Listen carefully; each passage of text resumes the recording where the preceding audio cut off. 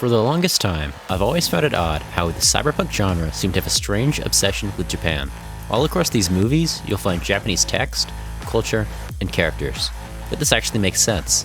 These movies date back to the 1980s, a time period where the rise and growth of Japan was crazy. Japan was undergoing an economic miracle. In a 40-year time span, Japan had gone from a small agricultural country to becoming the world's third largest economy.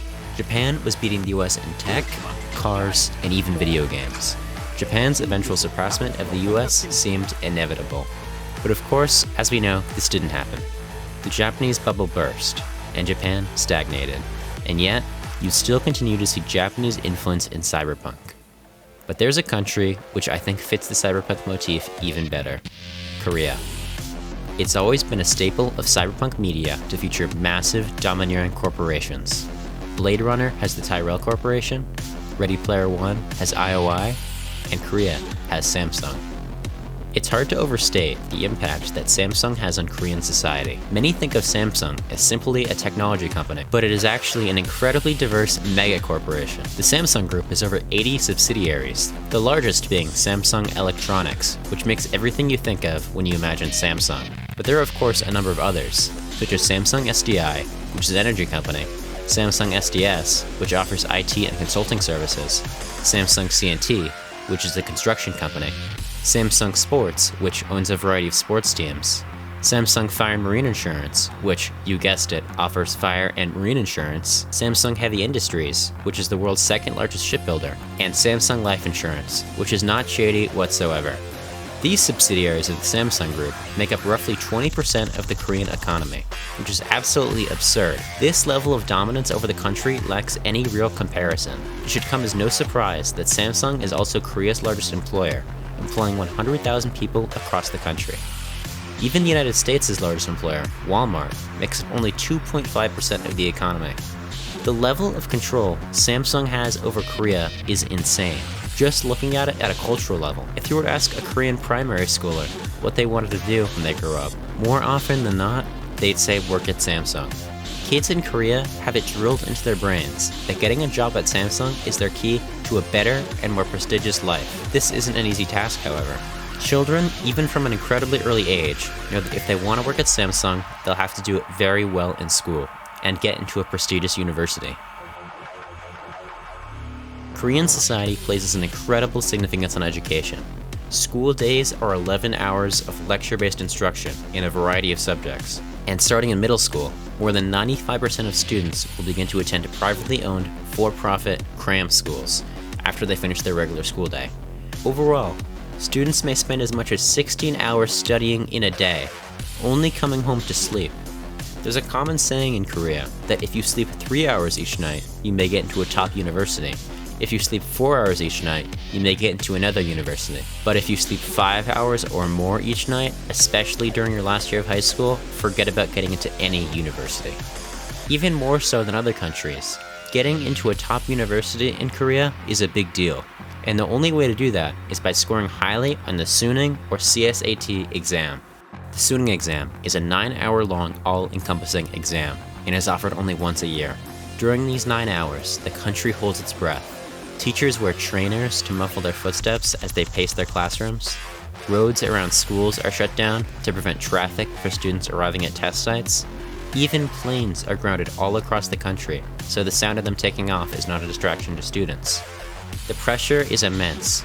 Students study Korean, English, mathematics, and history, knowing that if they aren't happy with their result, they'll have to endure another year of grueling studying just to try again. For those who did poorly, well, they'll make up the 20% of students who will take it in a year. Some may even take it up to 5 times.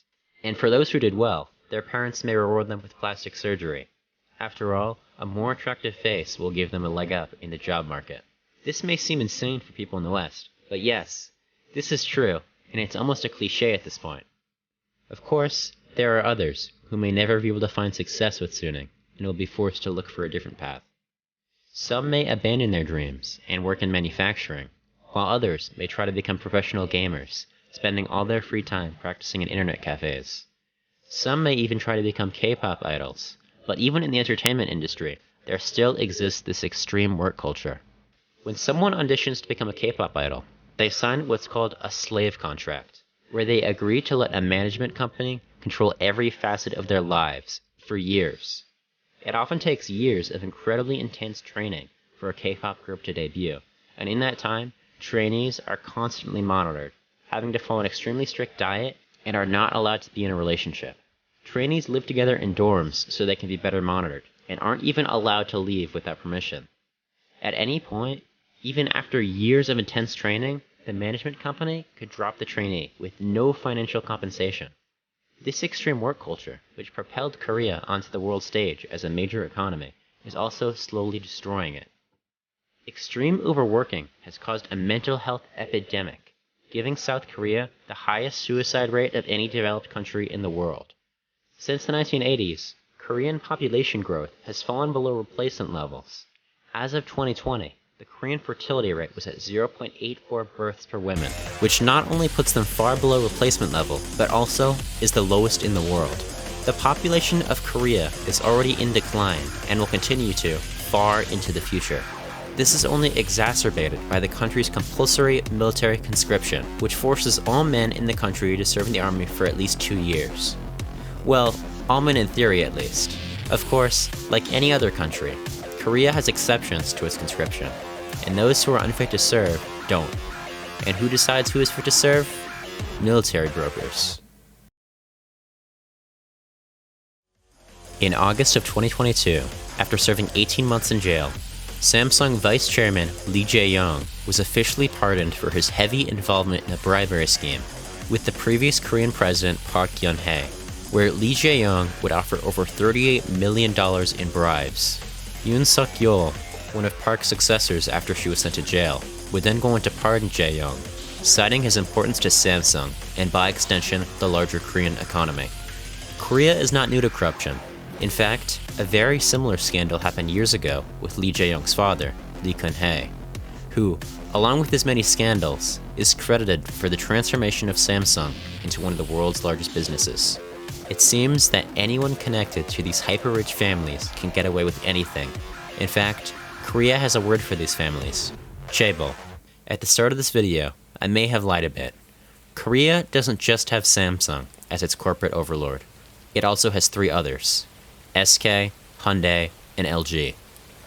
These 4 Chaebol make up the majority of the Korean economy and account for half of all exports. Work at these companies is so in demand that in addition to demanding degrees from highly prestigious universities, they also have their own standardized entrance exams to recruit workers, of which hundreds of thousands of people take annually. The families that control these Chaebol are near untouchable, and they are so spoiled that they'll lend an entire passenger plane just because you serve them their macadamia nuts in a bag rather than on a plate. The Korean government is a hostage to these companies.